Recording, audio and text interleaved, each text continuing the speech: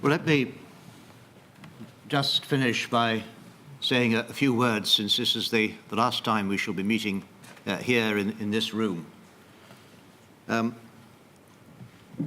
I reflected that the dates that have been chosen for the Edinburgh hearings, totally coincidentally, have a certain significance for the inquiry. We began on the first anniversary, if you want to call it that, of the acceptance by Parliament of the terms of reference, the 2nd of July. We finish on the second anniversary of the day in which our Prime Minister, Theresa May, announced that there would be an inquiry.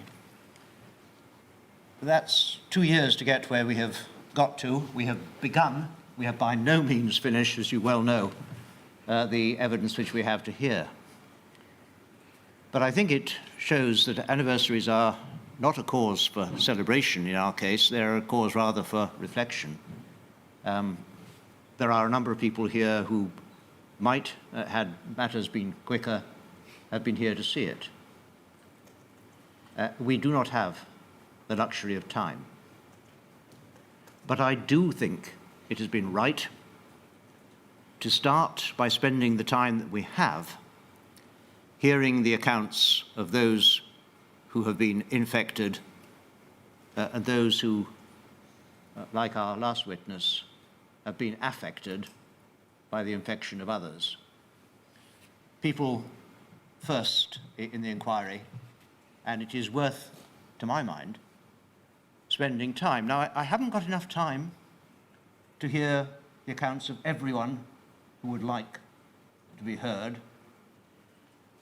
but let me just say this to those who have not yet come forward to give a witness statement, or those who are left feeling unhappy as I leave Edinburgh, that you haven't had the chance to give evidence orally as well as on paper as you would have wished. At the end of the hearing in Leeds, I said something similar to what I'm about to say, and following that, that very day, somebody who'd been in those hearing what I was saying came to the solicitors acting for the inquiry and offered a statement because they hadn't felt they had anything to offer beforehand. And it does not matter that you feel that other people may have more compelling stories or more distressing stories or more detailed stories, or can talk about more people in their family who've been affected than you can, or that your story simply seems so repetitive of that which has been told by others, because every single story plays a part, even if it is a part which reinforces that which has already been said. One pebble does not make a beach. A lot of pebbles do.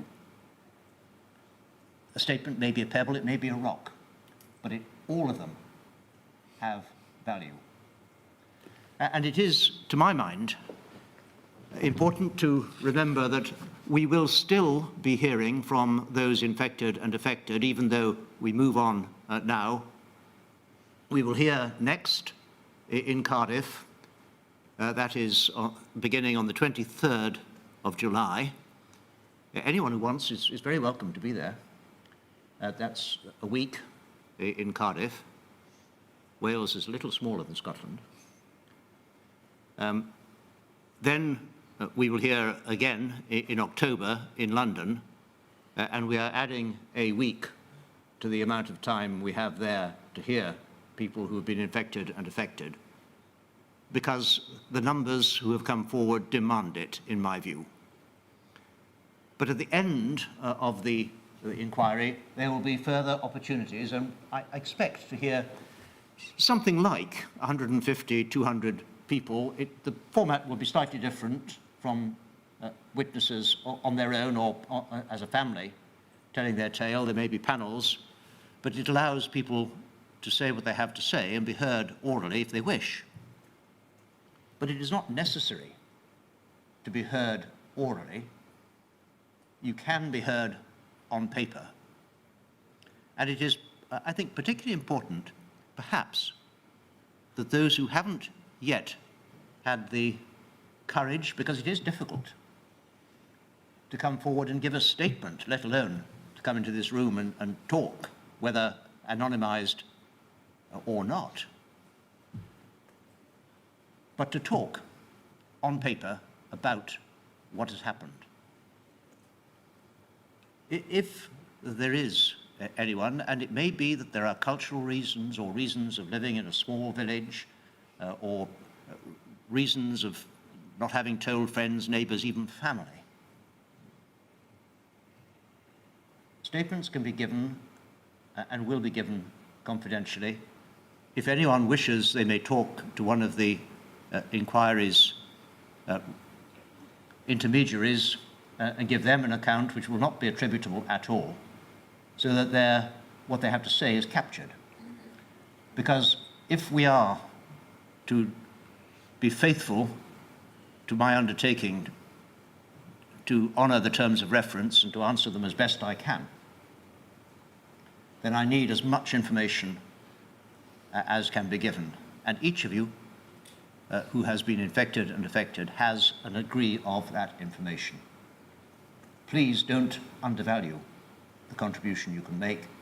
If you have a contribution to make, please make it.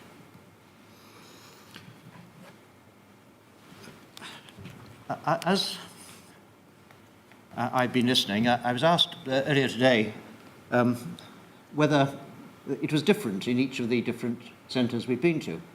It has been. There is obviously much more in common than there is that separates. But each individual centre that we've been to, and it has shown to me the value of coming out of London and not being London-centric. We are, after all, a UK-wide inquiry, and it is a matter of principle to me that we should be out and around the country as much as we can realistically be within the constraints of finance and time that we have. But there have been similar stories in different centres, rather with a different emphasis. But in each case, those who have given evidence have shown, to my mind, impressive dignity, impressive courage, and impressive resilience in most cases. And I'd just like to thank those of you who've given evidence here, and those of you who have supported them by listening, for giving that evidence and for being here to listen. Because, as I have repeatedly said, listening is what this inquiry is and ought to be about. And just on the listening theme, the processes we use in this inquiry, I'm not, I hope, arrogant enough to think that we have got it completely right. I'm sure that there are matters that can be improved. If any of you think that there are aspects of what has happened to you and your experience in the last couple of weeks that could be done better, don't hesitate to mention that. If you're represented by one of the firms which represent core participants, tell them. If you are a direct witness of the inquiry, don't hesitate to be in touch with one of the inquiry's secretariat, because if we do anything, we want to do it right. So, finally, thank you. Thank you, Edinburgh, for being so hospitable. Thank you in a different way for the staff. They're different from you because you choose to be here, you volunteered, you don't have to be here. The staff, it is their job, it is what they do. And so in a sense, when I thank them rather in a different way for being here and serving us as they have. But most of all, I thank the witnesses for educating us, me, the inquiry team, just that little bit more. Those of you who come to London or Cardiff, I look forward to seeing you again. Thank you very much.